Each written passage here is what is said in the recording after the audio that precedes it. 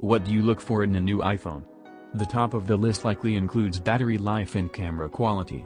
There are a bunch of other specs and features you'd probably put down lower on the list: speed, screen quality, size, extra cameras, and so on. But the most important thing for that list comes not from the specs, but from the fact that you're looking for an iPhone, something with access to iMessage, FaceTime, a huge library of great apps, reliable software updates, and more.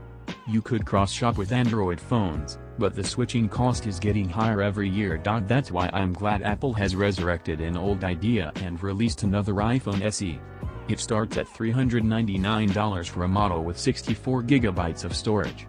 For people who want an iPhone, it makes buying a brand new phone for less than $700 a whole lot easier.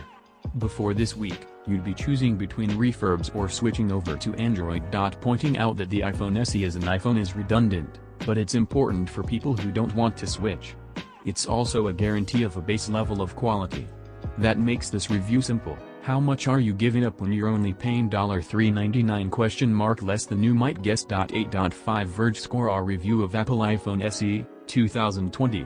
Good stuff, good battery life, software updates for years, camera good and light and great at video, bad stuff, tire design with big bezels.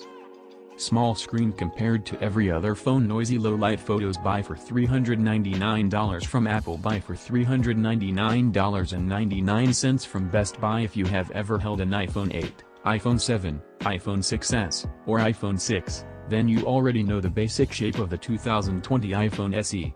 It has a 4.7-inch screen with big bezels above and below, a big circular home button on the bottom with a fingerprint sensor embedded in it, and nicely curved corners and edges. It's what you probably still think of as the canonical iPhone, even though the new ones have bigger screens, Face ID, and those notches. Apple's had this design since 2014, and it's sticking with it. Keeping that design is likely a big reason for the low cost. There's no need for Apple to retool its factories to build it. I get all of that, but I also get that this design looks tired in 2020. There are many comparably priced Android phones that have managed to reduce their bezels. That's not just an aesthetic consideration, either. Smaller bezels mean you can fit a bigger screen in a smaller phone body. The bezels are a bother, but the build quality is not. Apple's long history with this phone design means that it's rock solid. There's no flex, no gross seams, no gaps. The 4.7-inch LCD display is as good as ever, with True Tone to help color match your surroundings. It's an iPhone, and there's a comforting sense of familiarity to it. For those of you hanging on to the original iPhone SE in the hopes that Apple would make another small phone, I acknowledge you and your sadness. This is simply the way phones are these days.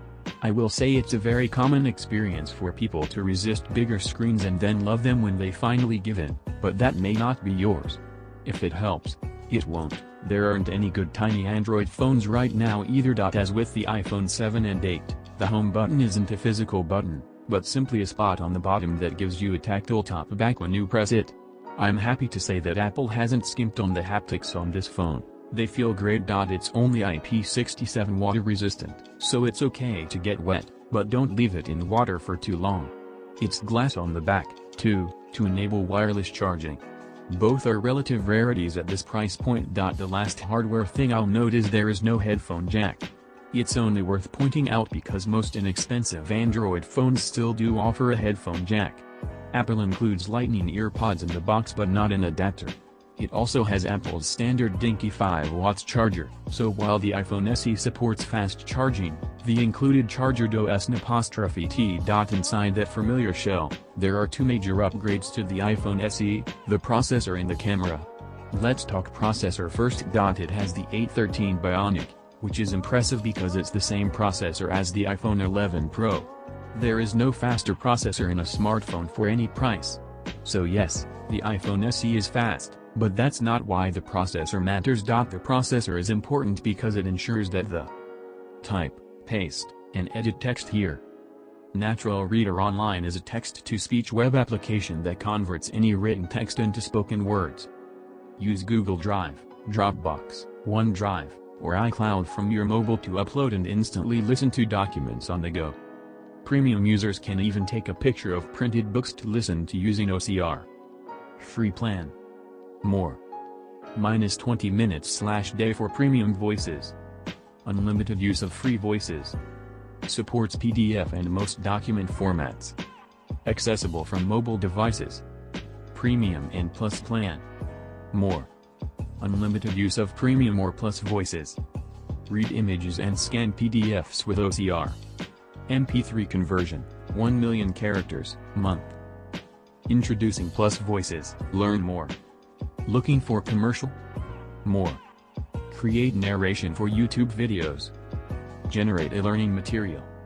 Public use in broadcasts. New intelligent commercial AI voices. Add to Chrome, free. Free Chrome extension.